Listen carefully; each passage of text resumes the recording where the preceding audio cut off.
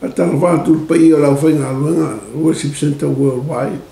Mai Samoa se o turinga fia o laulangi. Ia mai se foi au lotu taitasi. Tau sunga i whaiwhi au, tau se au lotu. Sui whaiwhi au lau sunga misa ma whaletua e wherila. Tēnā le foi pai o whainga luenga le atua. Ia mano senga to ina ma o tō whaletua.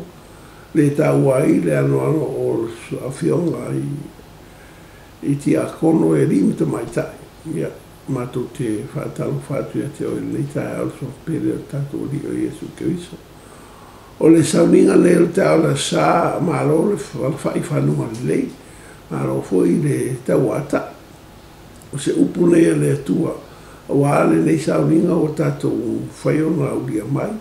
Ia mao se whionga le tu e te iara i nei o e malu ainga i nei vai tau. Au tātou ia i nei laulangi le tu mau.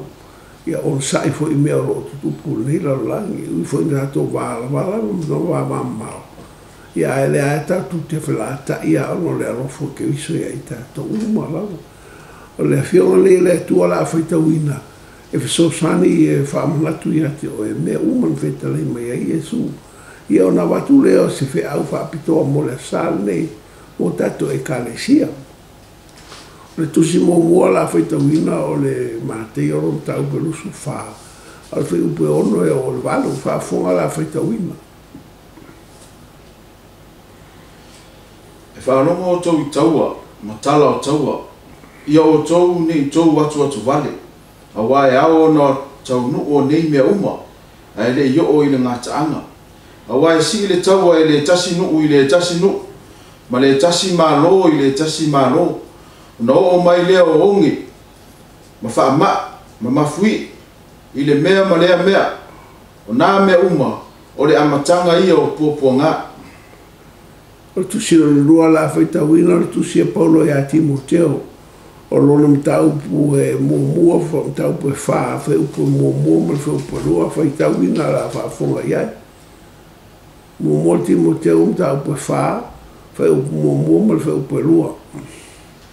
O lo tau tino mai e le anganga, e ese nisi le whaatuatua. O ese nisi le whaatuatua, i tau sanga amuli. La tau te whaalongo i anganga e whaasise, mama ta upo te moni. Ona o le pepelo o tangata tala pepelo. O e ua whaamuina o la tau lava loto, fua te ifo i le ua mea asa. Ngāla, tātou tusi muri. Mōle e pelu o tau pe ono, wheupu e wha, se e whangate le ono. E pelu e ono, la whaitauina wheupu e wha, se o le ono. Whaafonga mai la whaitauina. A wae le mawhaia ia te i rātou e na mua i whaamala malamaina. Na rātou fōi i lea mea fōai fōina mai i le langi. Ma ua wha tofu sia i le anganga pa ia. O e ua tofu fōi i le upu le leia le atua ma le mana o le ola atali. Ma ua pa ui rātou e le mawhaia o na toi whaafauina o i rātou ina ia salamo. Ina ua toof no toi fa sa roina i la tau lava le alo le atua ma fa ino sia o ia i lumo tangata tato tu nei fa mo le atua tala le atua ia e la mai ai mato o mai la o fio mo la o kai sia ia to sia i mato mo le upu mai o e fa mal sia e o mato o fa tu nei vai tau au ia i la nei popo nga mātou tene o malama po le ase por kalame la o fio. O lo ia i tonu le nei teimi tonu mātou ainga. E pa ule mea mātou te malama i por kalame o umana e whetela iei. E ala rau tuspa ia. O me mātou nei tā o lo sofa Iesu. Amene.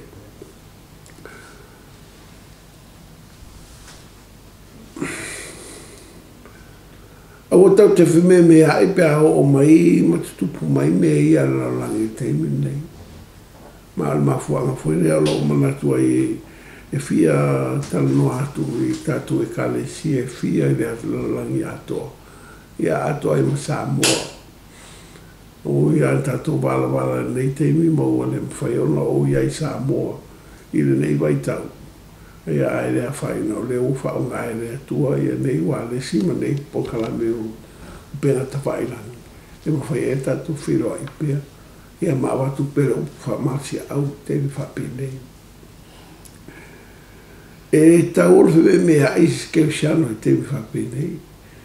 Pe whoringa mai e te le o malama i mea e whai e le atua e le reitei. A whai e a te oe a le kopi o le whiau le la o mai a le Worship Center Worldwide i la matanga o tau sarani i lua awhirosu le te umi atua le kopi o le upu A Word from God 2020. O i la lea o matua i sao noa manino i ale atua le mea la tupu mai a i le laulangi nei tau sangala nei. I le palkalafalo na tolu ma le palkalafalo na wha. Saro to tele o tato e kale sia nana whaitau ama pasi. Ma malesi mea rana whaitau ai mata i leo whaitau ama le roto ato. E ia ni se whaitau ma le masa saro i mea ia e whao mai e le atu. Ai a whaila e o te mine e to i eisa kopi alu to i whaitau le le. O leo tau nu tonu a mea e mai e le atua i le upure lua fe.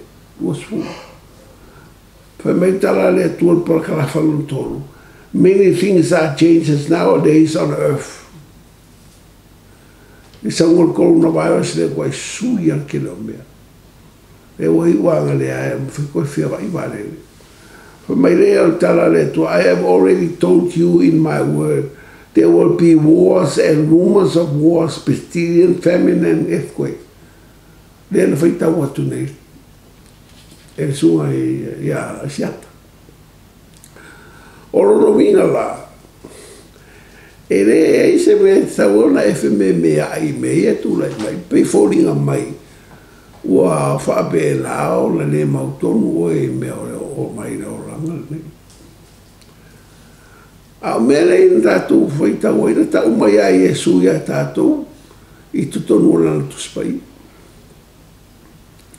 E rei whabea se mea e rei warning ai tātou e le tuana umaana. La patai mai e sui a te oe maa uturu na tuspaia. Mea o la o mai la rangi rei tau te ia. I le pakala whaloro wha, ia wātiri ai o na manino o whamtalanga le atua le pakala whaloro wha. Ma nei ala walo to e alu wa aile rei e le upo le lua afe luasfuru. To e whaitau le rei. Ia na e mao whai lea. Na whai atua lea tua ia o e mea la sui o tau sanga nei runga whangai lea le malalangi le tau te ia. E o se mea whatua atupu whafu se. O le vana la patai mai tātou i e sua e o mea lea le ma ia nea le tangata. Wha lea ma mawhatire ia te ia. Na la whai tau a mata e lea loto.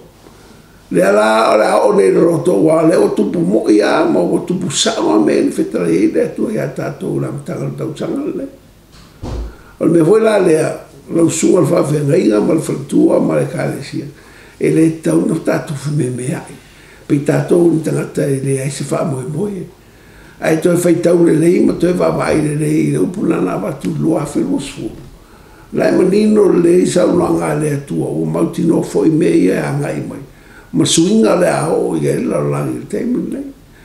A le upule fia o mori atu mo tato e kalesia i le la langi ato a le Worship Center.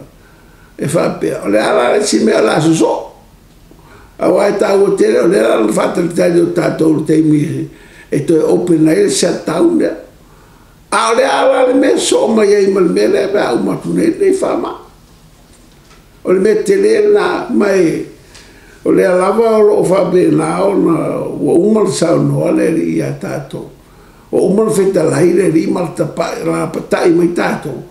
Ia le mai ale o tangata e pe whe le whalo e ia i mele mai le atua. Pe mai sao sao. E pe voi ale whatu le atua i e su i le lauso. E le peti lalo le whansa. Ono tu e whaile ia su tolu. E pe i ona al manawa le ia. O te maliu o te tō mai. Ai rei tale tonu asi se lau so. Ai na ora te minto tu a Iesu. Fatoa malama la uni do wingo al whamtalanga Iesu.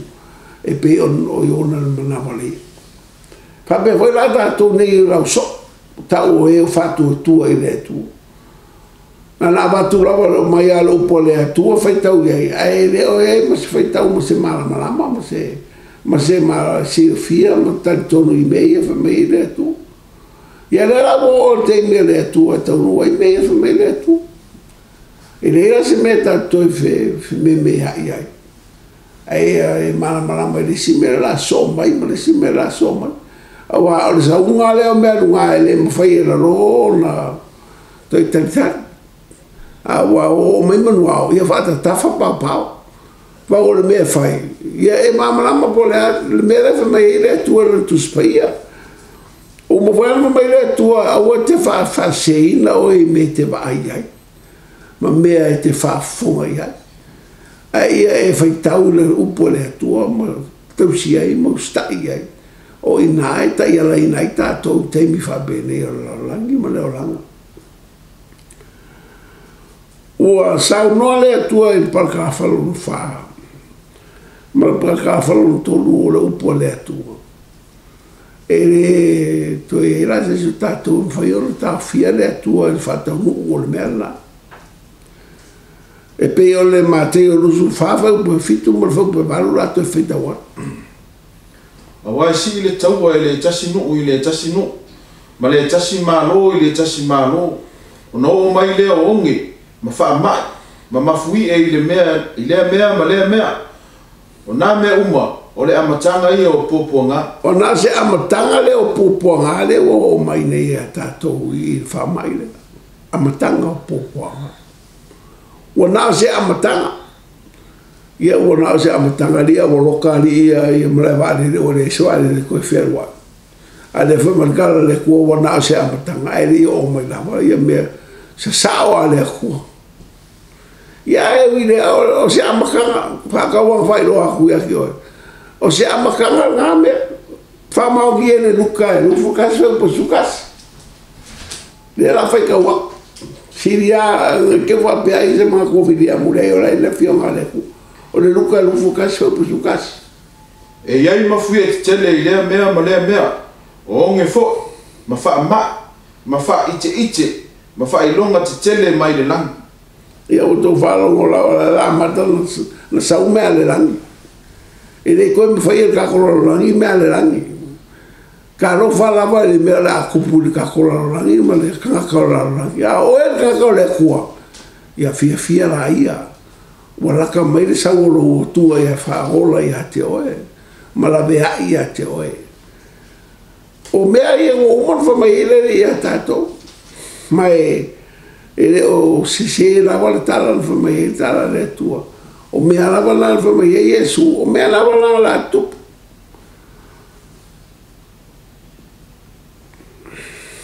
i le pakalafa lo wha o lo tau mo no manino i le tua whapea I am coming soon whatever I say in my word will come to pass. Do not be anxious about anything, but in everything and every situation, by prayer and petition and thanksgiving, present your request to my Father, and my peace will be with you to guide you in such a time like this. Wanino le fitalinga le tu. Pa mai au ko ke popole se me kasi. Ai fai lo ko me ko ki manga o i lo kama mai le Yesu ako fai lo kama ka karo mal fa ko mal fa kai o le fine mu foi o lo ke ba ku ya ke o ko e le lo ai ko lo ko ma fa u de ri e a para lo me fai ke mi fa ben e o le ko vale o ke siam se mo lo fa fa ma ka fai lo i le ko o le ko ka mi le ko e fi so mai anche o me nga le o ye pa ka pa lo fa me le ko o me nga o fa ko wa i le fa nga le ka wa nga le pero le ko le ka ke o ya e ka wa me fa le ku se mu me la lo fu ko su wi ko fa pu su e le si tangata le tu e tala pelo ai o ia o se atali o si tangata sala mo ai o ia o feta lai mai ai o ia na te le fa ia ea o feta lai mai foi o ia na te le fa tau no ina ea pauta na tuina mai a te au e whamanuia atu wa uma fo'i o na whamanuia e ia o te le whaia suia ia o te le maliua ia o te le whaia o na maliua to suia ia lawa wa whaita o tu le mauna numera lusu to e le pepero le atua e le stangata foi le atua pepero o le mea o vetalai mai lan tu spai o le mea na tu pu o le mea na tu pua o le mea la fai o le mea na fa e le pepero le atua a fa mai a fa mai a le o mai fa mai kasi a fa mai so le be vesi ka kola ka pui pui uma a ia mea ai mo ai ki fia ura vale solo hawa ma fa pe nga e fia kama solo angia ora sa mea lu ha ora meu foi ia nga ole me foi nga o kele manga vale me foi ka ukara kele me manga vale me foi ka ukara a o ki mai lo anti ele venga ya le se vale ia mama ko foi fia o sa mo le vale ia le fai pure ale kuai io e che si da e che io e mamma mengi ka ko ke ai o le kuale ka poi e le pelo o a men fo me le kuale ko spai me anga la fa ko anga le fa ka ko spai e ke mi wa lokai ke le vale le ma lokai ke le mal ko anga fa ka le fi anga le ko mai ka ko ai o ke fara mo kara kaka mai ferro e fu mai fe kara fu kara kaka pero ke le kaka fe ka lo pone a fu ai uma bo fanga le fu ma wi ai o mo wai ele mai ele pero le fu le kaka le fu kala pero ai o me uma fa mai le fu fa ka lo o nge fa se o me ke vai ai mo me e ke fa longo ai me fu mai le fu nga fo e mo wi ai mo ko mo sa ai Sale me o la mo ko ngi usila ko fa fo mai ko ko fare a wole o ngi fa sa fe ngiro ko la sha ala ko me fa mai le ko la o swinga ngi lo la ngi le ko ya wala se ka le ko fa mai lo a fe lo su ke le swinga la ngi la ya le fa mai le ko ke le swinga ai ka ke le ko ke le ke mi nga mai ala la ko ngi ia le wala unha ko fale wala unha ko falsa wala me fai ko wala ko fai ni ko falsa wala unha ko ile vai pango male vai pango aja nga ko mo me fa me le ko wala ko swinga le ai kalo fai ke o ka fia poko mal fa maurunga mal fia kala a mi le anga mal fia fai le anga salama fai me ke ma o ele fia le ko ka ro fai ke o ba o mai merwa ke lo po fia ke ku ya a lo fa mo lunga ia lo fia kama ia lo fia kama ia ki nga fa ku le kwa e ula mai winga le ko fera me la ku ai ke mi fa be wa le la sa merwa ka wa o va be ke ke lo fa le ku ya sa mo ngai fai le mere la fai ku ia ke o si so swangi le ia ke o ma mo sa ba mo sa ba ma ku ke ka o ku ia ke o ro fa le ku ia ma o le ku ia o la le ma o le ku ia o ki ma ka ma le i mo le ku ia o ma liu ma o le ku ia ro fa ia o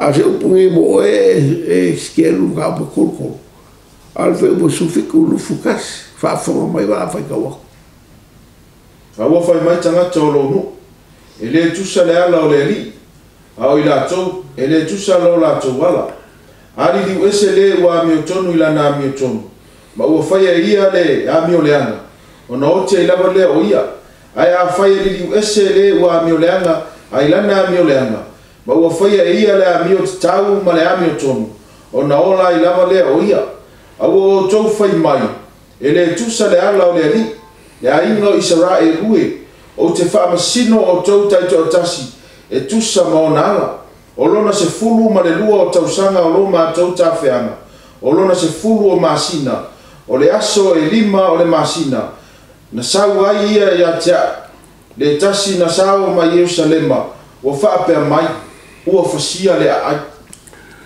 Ia, o le tali ala le atua ia mo oe, lo uso, salamo nei, salamo loa, sauloa i le atua le temi nei manua mo o soa manoa.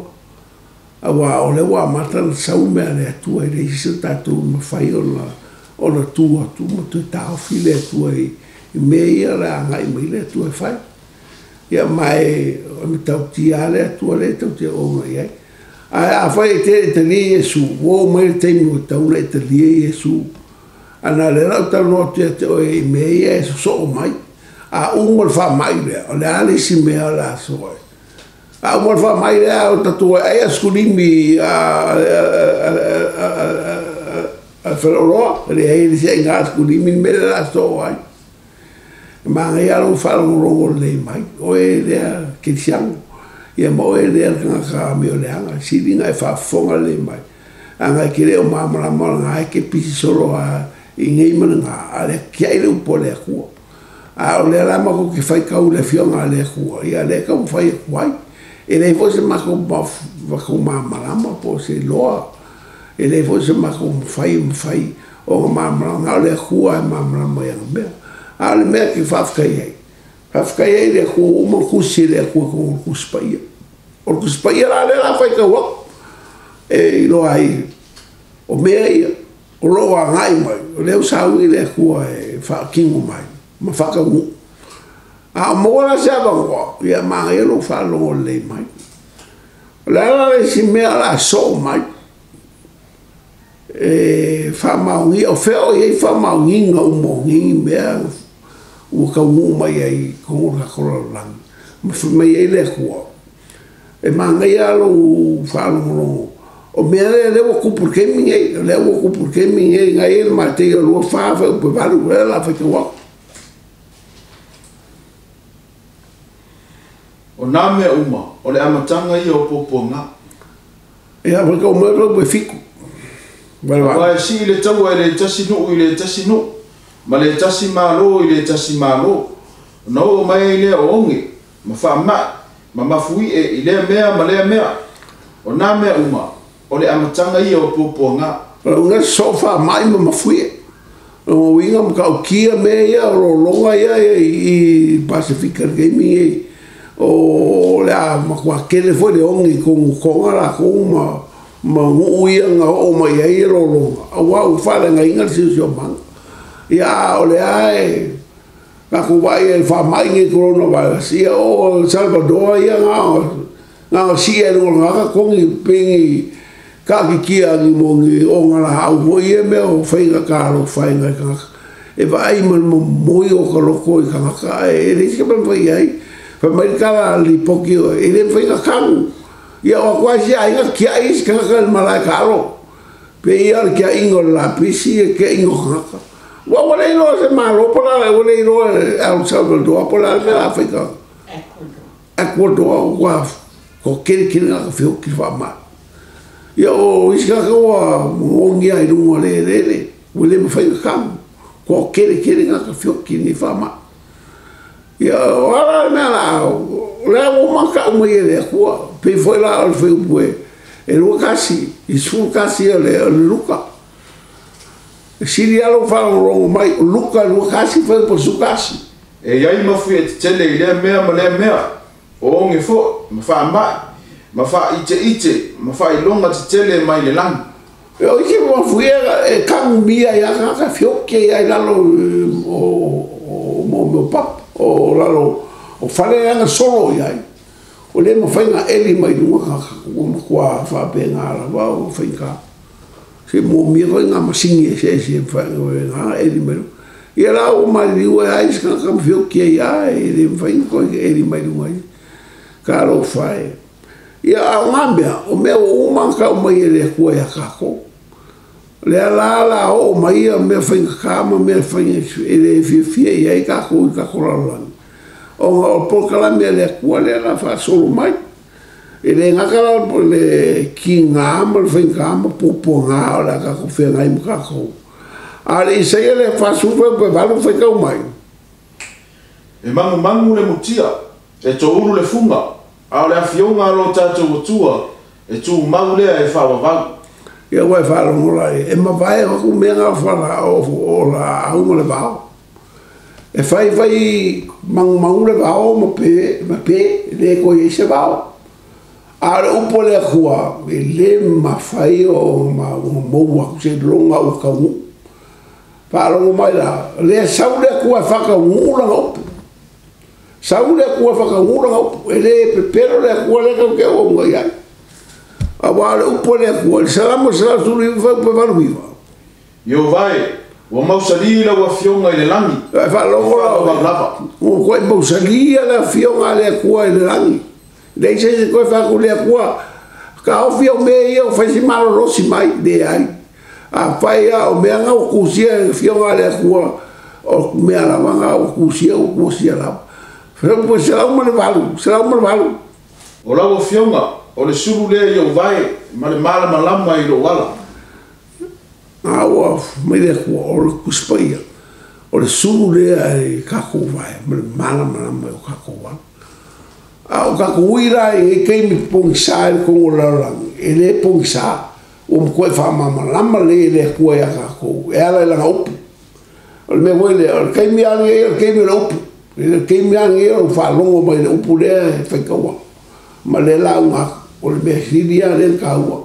Awa ngā kai ala i ngai oe, i kaimi whapenge. E le kai ala i ngai mō meo CNN ma le APC. Le ai a foi mō news ngā mai ia. Ngā o news a ki whape ngā, pe pero ai oe. Le kai ngā oe ngisi whale news. Kai a oe e le fionga le kua. O le si mea le mātei a kolo whawha mo kolo lima. E ma vai atu le langi ma le lano langi. Awa upu, e le mawai atu lava ia. E le mawai ale upo le kua. O le kaimi a ia, o le kaimi a upo le kua. Ka kua e whai kauna upo le kua, sa ili le upo le kua. Po le ale mea le whekalai mai ai le kua le kaimi ni ei. E le o se sia mea, mai o ke whapehaku i kako e kālesia. E le aia se si mea ke mau ai le mea le sau le kua e whai ngāra kuspa ia. Paua ngā le fionga le kua. Mai o ke mkua lapuka ia umaka kako e kālesia. Mai ai pai wheau e o ka ngaka loku umaka ka siwa ainga. O mara kuspaia, wheo hai mara kuspaia, whai kau kuspaia so si keimi, ke malama ai mera sa ure kua e whai. Mo mor pe tenu kau, mo whai moro lima. O le fionga lea li e tu mau lea e whawa wau lava. O le fionga lea o wholofolo ina atu ia te outou nā. E whamai ku mau e whawa wau le fionga lea kua. Mai le ma vai foi ala fionga le kua se longa ka ngu. Se longa ka ngu le fionga le kua ia o ma vai foi le ia ma umahula o ka ngu le fionga le kua. Pe o whekara i le kua. Mo le ane tau pui whawa upakas. Mo. Le au pele, au o tau te whaalongo i a nganga o malawa. Ai o tau tofo i a nganga pe mai le atua i la tau. A wae to o tele perfecta pepelo wo atu i le larolang. Kasi ngai keimi o le o maka o mai kuspaia. Mea perfecta pepelo la sa wa. Kele perfecta la wasa o la o mai ai. Fa pea kai perfecta mai le rifa mai le kua. E i si o la konga o kwa la konga ia la konga e kele fai a kue o. So fai kekera o e perfecta i keu pepelo e se perfecta. Anga o keimi e kula i mai perfecta pepelo. Pe foi o morte sala o nia ta o lima foi por locas. Ia tofo i mea o malawa. Ia tau fi mau i le mea le lei. Ka mo fai ko fofo e kaka uma e le vape o kaka uma manga uma ki ka o ka pisi ma ave. E ia nganga uma e sia nganga e ka uma ka ko ngai. Au sia nganga ia. Au ki ka ko ngai. Anga e anga i oe. Kaula e makala e makapoko o nge veo sa ka pesa ka valea. Sa wale si fa se o e mai se e ko ia. Sa wale si pepelo e mai pepelo ko ia ma se e ko ia. A kaula e makadia mai makala. O ka le ku fa ngale po le ku ma le nganga le ku ngai a ke. So nge ku ke ka ingo e ngai vai kau. O le kele ka pepelo ka foi fa se ingo. O mea ngā lefa mai ele upo le kua, awa ngai whare inga o e te kasi. ai e fai kau le upo le kua e le mawai le langi malalangi e le mawai le upo le kua ka ua me umo fai ki polo mise le kua ya mose ka fai uma le kua le ima se mea le ka uma lava no mele lua kolu la mea ngai ka fai kua kia lua fai ka ula fio nga le kua no mele lua kolu fai sui fa fa lua su fai kau e le se tangata le atua e tala pelo ai o ia po se atari o se tangata e sala mo ai o ia o feta lai mai ai o ia na telefa ia ea o feta lai mai foi o ia na telefa tau no ina ea e pelo ono fai mo zumal ina ia tātou o mea e rua e le mawhai o na li ua e le mawhai o na pepelo ai le atua tātou te maua ai le wha mawhan whananga tele o i tātou o e o sola e tanga watu i le wha moe moenga ua tuu i o tātou ruma o le mafoanga e la i kau kakor kong ropo le kau ropo le anga ele kalapero le upo le ele kalapero le kua i la ngau le mea u whaka e le kua o le mea ngai whai i le pēr kaka e se le mea whaka lai e se le mea le whai o le kua le se kaka pēr kako i o kaka la wasa pa solo a kua a o le kua e le se kaka e le pēr foi o ia nga o kau mai e pēr o mua fa mai e le kalapero le kua fa mai e lua mea e le mawhai e le kua kalapero ia ia e loa la o ka ua le whaika ua ko kusinga ia e loa e mawhainga e trustinga le upo le kua a whai ke mau misa ka iala le gaming e la lang ia ka iala lo ulanga le upo le kua ai mo misa maa malama ke sapali ai la langi e lava le fionga le kua a whai ke mau mia le ka whiu mau oe ia Yesu e gaming e lava le upo le kua Koi malosi ala upo le kua. Mai o kere rope wa whianga o wha mamana makua e ka ua kere o le whianga le kua e kaimi whapehe. O le kaimi ange e kaimi o le whianga le kua. A unge koe whanga hainga sisi mea. O inge o kusi o whaikau, se mai mau kaimi o whaikau e ngā kusi. Anu whaikau le whianga le kua. Ngai me mau e fua o kupi ngā mau kusi kere. Kusi ngā ia, kusi ngā e whamei ka la solo mo ngai vai ele kingo le kele kusi e whaikau. Ara u whaikau o le whianga le kua. O le kua se lau pa se. A whai voi o le ua lockdown ia kakola o langi kemi e. Mga ero waru kongo lo po. Ko anga whaikau e le u kako le mwhengi koe whiawai ka aso ako. A whai ai aso ako whaikau kusi pai ola. Karo whai ai mua koe kiki umar whenga ngā fō.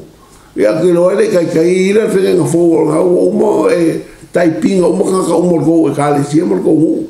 Ai e o whaikau le whianga le kua. Ia le la whai wakoro po le kua le kai hao. Ma loro usai. Ia mai mai ala mai.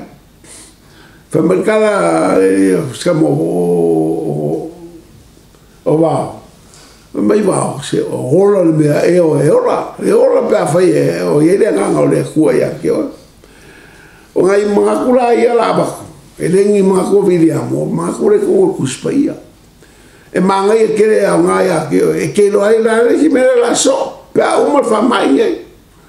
Wa masaro ko kasi raso ko kala le o New Zealand o le la ko o le level 3 ia Samoa ke la ko kala wa le o ko la pase fa mai Samoa ia kai ro ia pe ko mo mini vale le ma ko kwai se va mo le la o fio le ri pa mia mo se vale le mo ke kwai e ko ba ko ma ko o Samoa o mai e fa mo por kala me a le o pro ka ia fa mai nei fa mo mo ke o le ver ko no vai as ma ko fi foi a ku Samoa a o mea ngai o la so mai pe a umor fa mai ngai a umor fa mai e si me so mai o fa o runga le algo ya se lo nga ka uno po le kua fa fo mai foi le mateo le la fa ka o ma ka yo lu fu ko lu fu fa po fu su ko fa ka le fa fo le mai ona po ia tau sua ia tangata to tele e fa lata le tasi ma fei tanga i la to e tutu mai foi perfecta pelo to tele la to te fa se foi tangata to tele e mali li foi loto tangata to tele ona o tupu tele o le ami o le anga a o le tu mau se ia o le ngata anga e fa o la ina le La mea o e ka kololangi. La o ka kololangi i kei mi kua kele le miolanga. La ka kova ia le ia mionga le aingi fai ai makaka le mafau o le au mai ka kololangi. O le ama kua whapenga fai ala miolanga ia ngaka le mea o ia le miolanga. Ia ma whapenga anga koe sawa inga e rau ke siango le keimi e. So sa ui foi o e ke siango e whapenga anga e marosi. E wala ui o e puponga whinka fa mai whalaka o ai kua ngange ma kua whie koe whalaka e lesi e kaka wholo a inga whalaka nga oe mula o lama si kulanga whinka ia e ki sawanga ma puponga mo leo ke siango ia o fia kere nga wa rela sa ui e sui sa ue wakako kakwhiro e kunga vangi mungimo al mera lea kusilea ale e peru le la fa fonga mai la fai ka wa o le mea ngā le la so mai ro mo le pelu e ongo pa fa o le ongo a wai le mawhai e te i la tau e na mua i wha mara mala maina na la tau tofu foi le mea fo ai fuaina mai le lani ma ua wha tofu sia i le nganga pa ia o e o tofu foi le upu le leia le tua ma le mana o le ola atari ma ua pa ui la tau e le mawhaia o na toi whaafawina o i rātou ina ia salamo. Ina ua toi whaasata roina i rātou lava le alo o le atua. Ma wha ino sia o ia i lumo o tangata. O le perua whaikau, kau mai e ngā e le kua. O le aso so mai ma le kua kele o ngaka o ese me whakmakua. Kele lau ke siango lako unu. Lau ke siango lako e foi le lang. Koe foi fianga le lang. O le mea le whaafonga mai o ele kirisiang. Ia e sa ui mai makaria. O le langa ka wōr kei mi kofo i reo whakukua. Pe moi. Pe ke rofo moi a Yesu. O le kofo a Yesu pe ke rofo moi a kia pe le ai. Ia maa leo la pakai mai al ku mau o le ku mau. E o nga kanga. Mo i e leo la whaavau. O le ala umangei le coronavirus le ai sawa i kua ma sawa ingo lau ke siango mo kaka fia le ri e kere la whape ngā o ese me whaku kua kuti fia whamaungia mo moti mo te utau pe whawha mo mua o le rua mo moti mo te utau pe wha o lo tau tino mai e le nganga e o ese nisi le whātua tua i tau sanga amugi la tau te whaarongo ia nganga e whaasese ma mata upo te moni. O na ole pepelo o tangati tala pepelo. O e o whaamuina i la tau lava roto fua te ifo i le o mea asa. Mai o umakau mai e le nganga o le kua o aso ngatai. O aso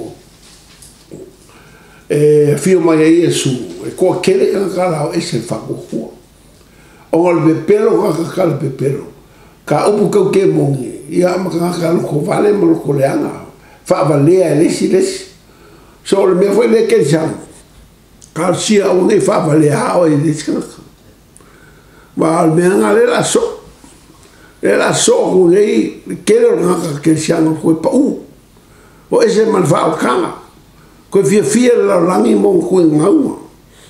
Pa i wale e lua timo teo tau pe korwai po mo mua o lima. Le la whai kawaku. Ia i loe e oe le nei mea. O na aso e ngatai e o mai ai aso whaingata.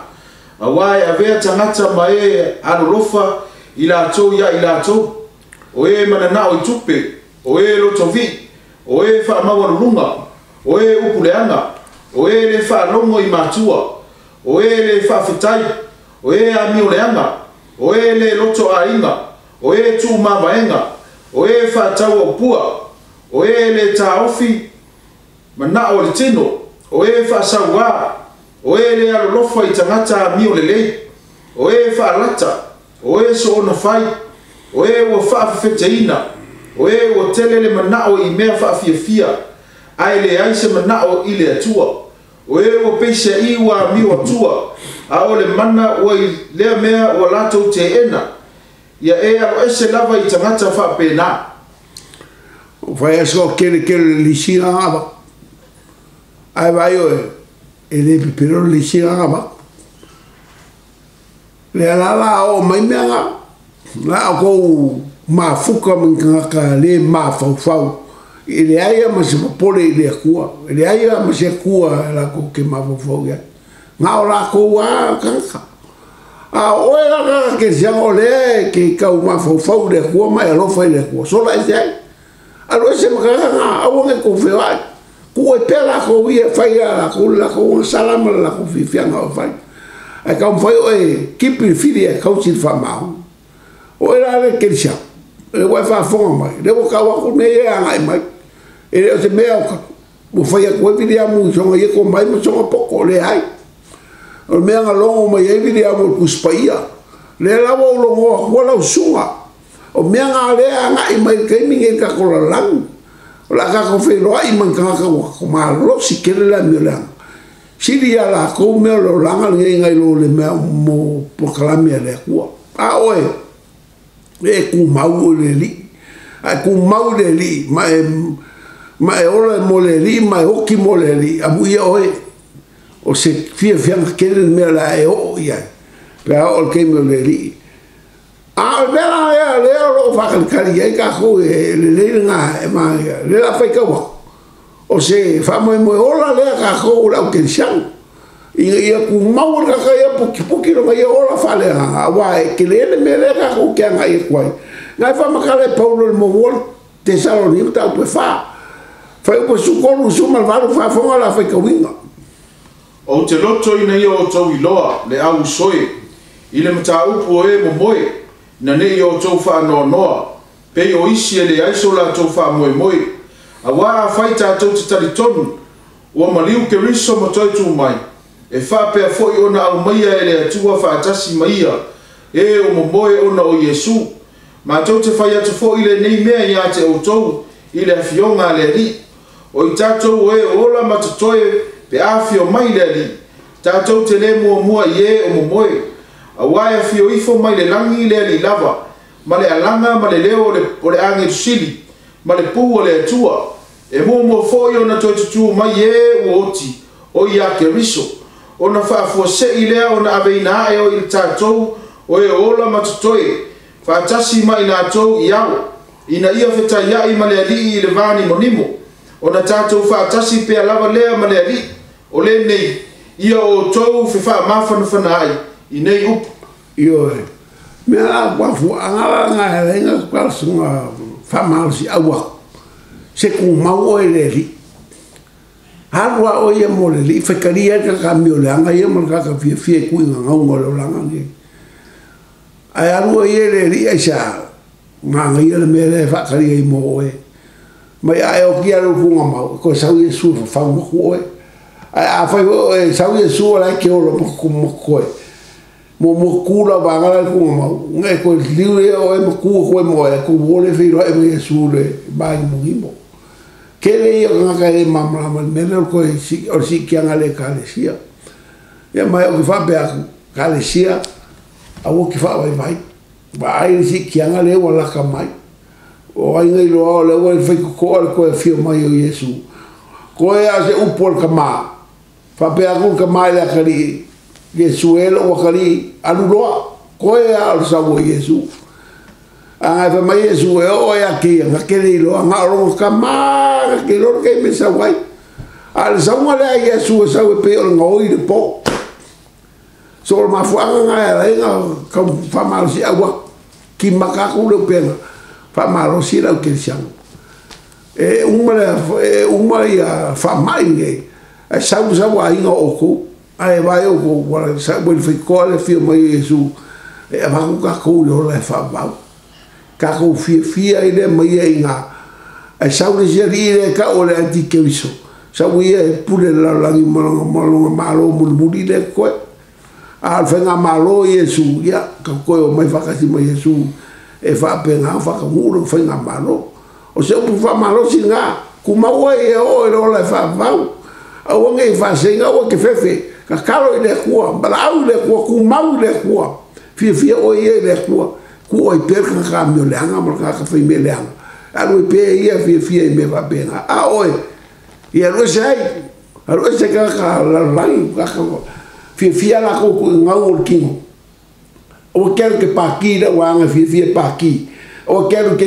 pia wanga fia pia e ma va pe nga ya ula malwanga fia ula malwanga alu e le que hai le li ma pese le li ma fa kai le ko su esa panga que no ko fia le li ya pipi ka va pe nga o que pipi ka ga e fia le li e a fainga ko fo ma o fa mai a vola fa ma le fa e o mai fo la fa ko po vola o ma le nga o mai fo e nga pipi o ka fa la inga mai ka ke sanga ke pipi ai ia ma vai ka ro e fa un le nga pa e pi ke fa benga sa o fa un le ranga o ai fa ke la fa mu le ko la fa fa ia ka ko ka le si fia fa ma ia ku le ko sa ma le upo ko fo vi inga le ia ole se upo le ko mo le sa il so fo Yesu amen fa se fo